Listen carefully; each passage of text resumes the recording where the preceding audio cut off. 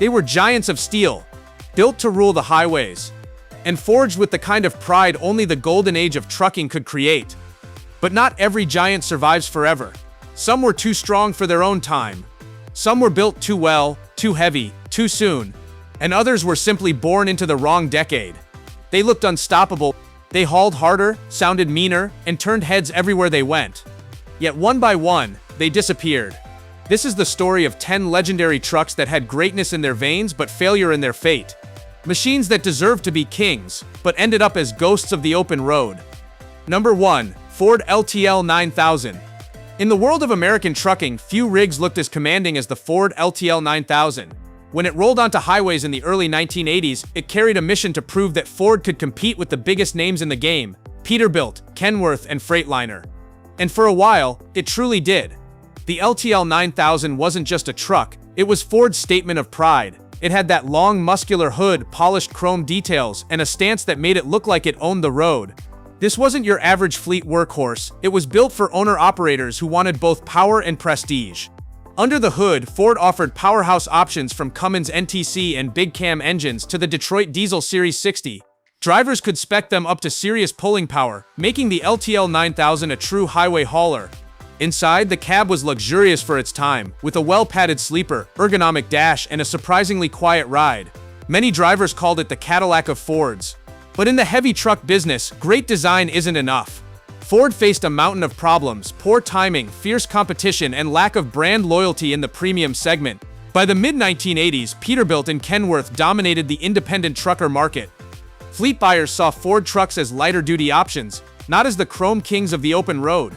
On top of that, Ford's dealer network wasn't structured for long-haul big rigs. Maintenance, parts, and after-sales support lagged behind the competition. Even though the LTL-9000 was a fantastic truck mechanically, it couldn't find enough buyers to survive. In 1997, Ford threw in the towel, selling its heavy truck division to Freightliner. The LTL-9000 quietly disappeared, marking the end of Ford's presence in the big rig market. Today, surviving examples are rare but cherished. Truck enthusiasts call them lost legends, machines that had the heart, the look, and the power but were born at the wrong time. The LTL-9000 wasn't a failure in engineering, it was a victim of the system. Number 2. GMC Astro 95. When the GMC Astro 95 debuted in 1969, it looked like something out of a sci-fi film. At a time when most cabovers were boxy, utilitarian machines, the Astro 95 came with sleek lines, a massive curved windshield, and a futuristic presence that made it stand out on any highway.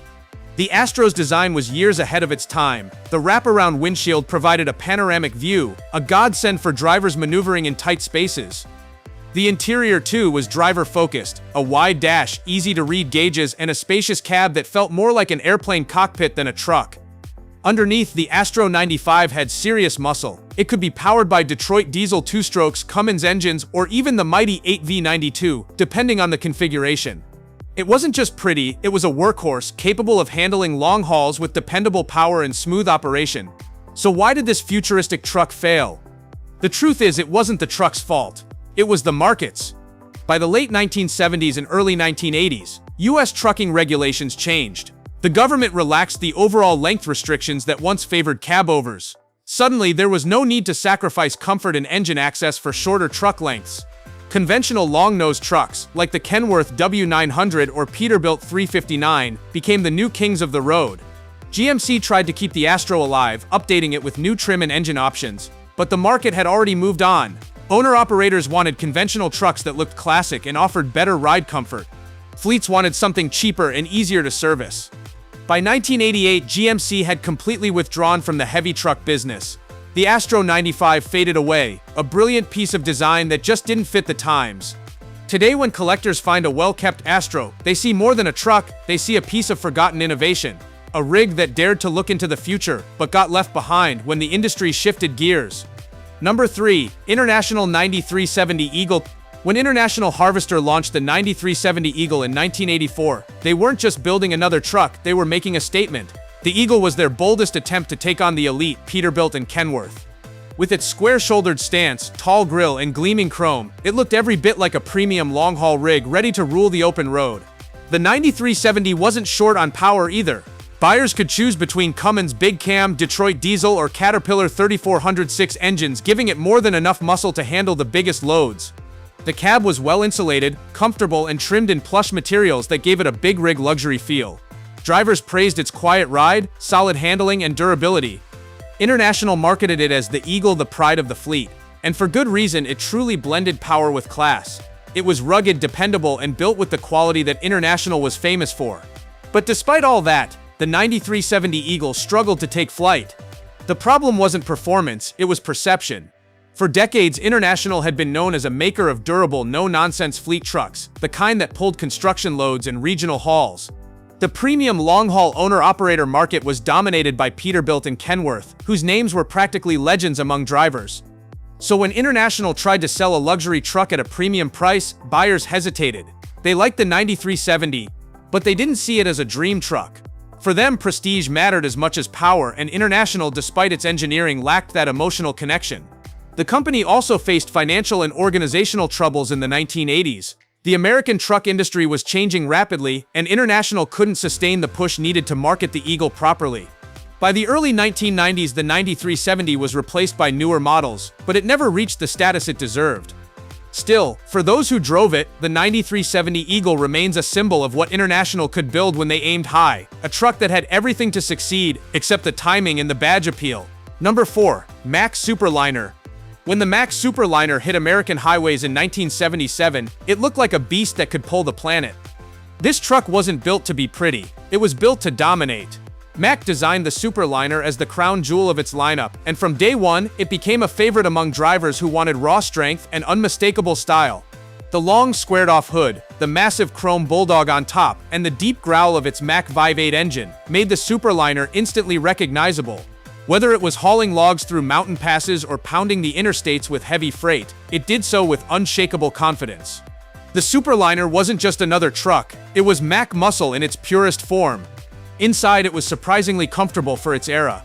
Mack built the cab with attention to driver comfort, plenty of space, solid insulation, and controls that felt made for working men who spent weeks on the road. The frame and chassis were overbuilt. Everything about the Super-Liner screamed durability. So how did a legend like this fail? The answer, once again, lies in timing and market change. By the late 1980s, the trucking world was shifting. Aerodynamics and fuel efficiency were becoming the new obsession. Mack's square-hooded brute, while powerful, wasn't exactly sleek or efficient. Fuel prices climbed, regulations tightened, and fleets began to look for more modern, lighter rigs. Mack also faced corporate instability. Ownership changes, financial pressure, and a focus on vocational trucks, dump trucks, construction, etc. meant the Super-Liner wasn't getting the marketing and development it needed to survive. In the US, production ended in the early 1990s, but interestingly, the Super-Liner spirit didn't die. It lived on in Australia, where Mack revived the nameplate for the rugged outback haulers. Down under, the Super-Liner still roars. In North America, however, it remains a bittersweet legend. A truck that symbolized everything right about classic trucking, but couldn't adapt fast enough to a changing world. The Super-Liner didn't fail because it was weak, it failed because it was too strong for its time. Number 5. Freightliner Powerliner. In 1973, when Freightliner unveiled the Powerliner, jaws dropped across the trucking industry. This wasn't just a truck, it was a monster, a machine designed to outpull, outpower, and outlast anything on the road. The Powerliner was Freightliner's answer to the demand for bigger loads and longer hauls, a symbol of the horsepower race that defined 1970s trucking. You could order it with massive engines, Cummins NTC 475s, Detroit 12 V71s, and even Caterpillars, power plants that could rip mountains apart with their torque. It had heavy-duty frames, reinforced axles, and enough muscle to tow the heaviest freight with ease. The Powerliner looked like a warrior with a long, aggressive nose and dual air cleaners mounted on both sides of the hood. Truckers who drove it said it felt like commanding a locomotive. The sound of that big Detroit or Cummins engine roaring under load was unforgettable. It was the kind of power that made you feel invincible behind the wheel. But all that muscle came with a price. The 1970s fuel crisis hit the industry hard. Suddenly, fuel economy wasn't just a concern, it was survival. The Powerliner's massive engines drank diesel like there was no tomorrow. Its maintenance costs were high, and parts weren't cheap. What once looked like the future of trucking became a financial burden for most operators. Add to that the rising costs of insurance, stricter emission standards, and a slowing economy, and the Powerliner's fate was sealed. By the early 1980s, Freightliner quietly discontinued it. It wasn't a bad truck, far from it, it was just too much, too soon. The Powerliner proved that raw power without practicality can't last in a business driven by profit margins. Today it's remembered fondly by collectors and enthusiasts who see it as a symbol of a time when American trucks were built without compromise. A truck that aimed for greatness and paid the price for being ahead of its era. Number 6. Kenworth K100 Aerodine. Few trucks are as instantly recognizable as the Kenworth K100 Aerodine. With its twin skylight windows on the sleeper roof, it became one of the most iconic rigs of the 1970s and 80s. For many, it is the cab-over that defined an era. From real-life trucking to TV fame and shows like BJ and the Bear, the K100 Aerodine was the symbol of long-haul freedom. Kenworth's engineers designed the Aerodine version in the mid-1970s to improve comfort and aerodynamics. Cab-overs had always been cramped and loud, but the Aerodine changed that. Those twin skylights weren't just for looks, they added headroom and made the cab feel spacious and livable. The sleeper section became brighter and more welcoming, a small home on wheels for drivers who spent weeks away from family. The K100 was built tough, with the same legendary craftsmanship Kenworth was known for. It could be spec'd with powerful engines like the Cummins NTC 400 or Cat 3406, and it handled beautifully for a cab-over. Maintenance was easier too, just tilt the cab forward and you had instant access to the entire engine bay. For decades it was a driver's favorite, but by the mid-1980s, everything changed. New federal length regulations allowed longer combinations of tractor and trailer. Suddenly, there was no advantage to driving a cab-over anymore. Conventional trucks like the Kenworth W900 and Peterbilt 379 offered smoother rides, quieter cabs, and easier access, all with that long-nosed classic look drivers adored. The K100 Aerodine slowly lost its crown. By the 1990s, only a few fleets still used them, mostly for tight city routes or specialty hauls. The final K100 rolled off production lines in the early 2000s, marking the end of an era. But even in its retirement, the K100 Aerodine remains one of the most beloved cab-overs ever built. Truckers still restore and showcase them at events, proud of the machine that once ruled America's highways. It didn't fail because it was flawed, it failed because the world around it changed. The K100 Aerodine was great, iconic, and unforgettable, but even legends can't fight time forever. Number 7. White Road Boss 2. When the White Road Boss 2 rolled out in the late 1970s, it was everything truckers wanted in a heavy-duty hauler: rugged, dependable, and built like a tank. White Motor Company, one of the oldest American truck manufacturers, had a reputation for producing durable, no-nonsense machines. The Road Boss 2 was their attempt to blend brute strength with modern design and comfort, and it worked beautifully. The truck's design was classic late 70s squared hood, bold grille, and a stance that meant business. It could be spec'd with Cummins, Detroit Diesel, or Caterpillar engines, giving drivers the flexibility to choose their power. The chassis was overbuilt, the ride solid, and the truck's reputation for reliability spread quickly among those who hauled heavy loads through punishing terrain. Inside, the cab was surprisingly refined for a white truck. It featured more space, better insulation, and upgraded materials that made long hours on the road bearable. Drivers often said it felt like a mix between a working man's rig and a premium hauler. Tough enough for construction and logging, but comfortable enough for cross-country freight. Yet, despite its strength, the Road Boss 2 couldn't save White Motor Company. By the late 1970s, the company was struggling financially, rising production costs, tough competition from giants like Kenworth and Freightliner, and a slow response to aerodynamic and fuel-efficient trends all combined to push White into serious trouble. Even though their trucks, especially the Road Boss 2, were well built, the brand simply couldn't keep up with changing times. In 1980, Volvo stepped in and bought White's truck division, eventually phasing out the White name entirely. The Road Boss 2 disappeared quietly, replaced by newer Volvo White models that lacked the same old-school charm. Today, the White Road Boss 2 is a collector's treasure, a reminder of a company that built incredible trucks but couldn't survive the economic storm. It was a rig that had everything: power, reliability, and presence. But in the end, it wasn't the truck that failed, it was the company behind it. Number 8. Western Star 4964EX. There's something about the Western Star 4964EX that makes it unforgettable. Maybe it's the long, polished hood gleaming in the sun, or the towering chrome stacks that command respect on any highway. Built for drivers who demanded excellence, the 4964EX was Western Star's ultimate showpiece, a truck that combined muscle, craftsmanship, and beauty in one unstoppable package. Every detail of this truck screamed premium. The hand-built cab was meticulously assembled, real wood trim, stainless steel accents, leather upholstery, and high-quality finishes that made it stand out in a sea of plastic interiors. Underneath that shining exterior, the 4964EX was pure power, offering Detroit diesel, Cummins, or Caterpillar engines depending on the customer's preference. It could be spec'd for serious heavy-duty hauling while still delivering a smooth and comfortable ride. It wasn't just a truck, it was a statement. Owner-operators loved its style and toughness. The 4964EX had that old-school big-nose look truckers adored, combined with the refinement of a modern machine. So with all that going for it, why did it fail commercially? The answer lies in scale and economics. Western Star was never a mass production company. Their trucks were hand-built, customized, and premium-priced. While this made them special, it also made them expensive, too expensive for most fleet buyers. Service centers were fewer, parts were harder to find, and maintaining them cost more compared to mainstream competitors like Freightliner or Kenworth. As the 2000s approached, aerodynamics and fuel economy began to dominate the trucking industry. The big square-hood trucks like the 4964EX looked stunning, but weren't efficient enough for modern fleets focused on saving every drop of fuel. Western Star eventually phased out the 4964EX in favor of newer designs, but for many truckers, it remains one of the last true classic American rigs. A machine built with heart, not mass production. The 4964EX didn't fail because it was bad, it failed because it belonged to a world where pride and craftsmanship mattered more than profits and efficiency. A world that was slowly disappearing. Number 9. Diamond Reo Giant. In the early 1970s, few trucks commanded respect like the Diamond Reo Giant. It was a powerhouse born from a company with a proud lineage. Diamond Reo Trucks, formed when Diamond T and Reo Motor Company merged in the 1960s. Together they created some of the toughest, most reliable trucks on the road.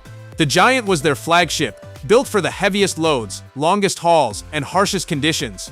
Everything about the Giant screamed strength. It had a no-nonsense design, tall stance, squared hood, thick frame rails, and a simple but rock-solid cab. It could be fitted with engines like the Cummins NTC or Detroit 8V71, giving it all the torque it needed to pull mountains. The Giant was particularly loved in logging and construction, where durability mattered more than flash. Drivers admired its reliability. It wasn't luxurious, but it was dependable, the kind of truck that would take a beating and keep rolling. But as strong as the Giant was, the company behind it was crumbling. By the mid-1970s, Diamond Reo was in serious financial trouble. The oil crisis, inflation, and tough competition from larger truck makers hit hard. Despite building excellent trucks, Diamond Reo couldn't afford large-scale production, nationwide marketing, or the dealer support networks that companies like Freightliner or Mack had. In 1975, Diamond Reo filed for bankruptcy and the Giant, their toughest and proudest model, went down with the company. For a few years, small-scale production continued under new ownership, but it was never the same. Today, surviving Diamond Reo Giants are rare sights, often restored by enthusiasts who recognize their historical value. These trucks were the definition of American grit, powerful, simple, and built to last. The Giant didn't fail because of poor engineering, it failed because its company ran out of time, money, and luck. It was a great truck born in the wrong era, a symbol of a forgotten heavyweight that deserved far more glory than it ever got. Number 10. Peterbilt 362. When you think of 1980s trucking, one image instantly comes to mind, the Peterbilt 362. It was bold, boxy, and instantly recognizable with its twin rectangular headlights and clean industrial lines. To many, it symbolized the last great chapter of American cabovers, and even though it was a brilliant truck, it arrived just as the era was ending. The 362 was designed to replace the older 362 series and brought major improvements. The cab was more spacious, quieter, and more comfortable than any previous Peterbilt COE. The visibility was outstanding, and the tilt cab design made maintenance simple. You could power it with engines like the Caterpillar 3406B, Cummins Big Cam, or Detroit Diesel 8V92, all dependable workhorses capable of serious long-haul performance. It wasn't just practical, it looked great too. The 362 had a certain futuristic edge for its time, and it quickly gained popularity among fleets and independent drivers who needed maneuverability in tight spaces or urban routes. But even as it rose in fame, the writing was already on the wall. By the mid-1980s, new length regulations in the US meant that drivers no longer had to use cab-overs to maximize trailer space. Conventional trucks, with their longer hoods, smoother rides, and better aerodynamics, started taking over the market. Drivers found conventional cabs more comfortable for long hauls, and maintenance was easier without having to tilt the entire cab forward. Peterbilt continued producing the 362 for years, but by the 1990s, sales had declined sharply. The final 362s rolled out in 2005, marking the end of the cab-over era in North America. Still, the Peterbilt 362 remains a cult classic. Restorers and collectors love it for its distinct shape and durable build. Many still see it as one of the finest cab-overs ever made, a truck that combined beauty, brains, and brawn in perfect balance. The 362 didn't fail because it wasn't great, it failed because progress moved on. It was the last warrior of a dying breed, and even though it lost the market battle, it won a place in trucking history forever. Thanks for watching, and if you still believe the old trucks were built better, hit that like button, subscribe, and keep the legend alive.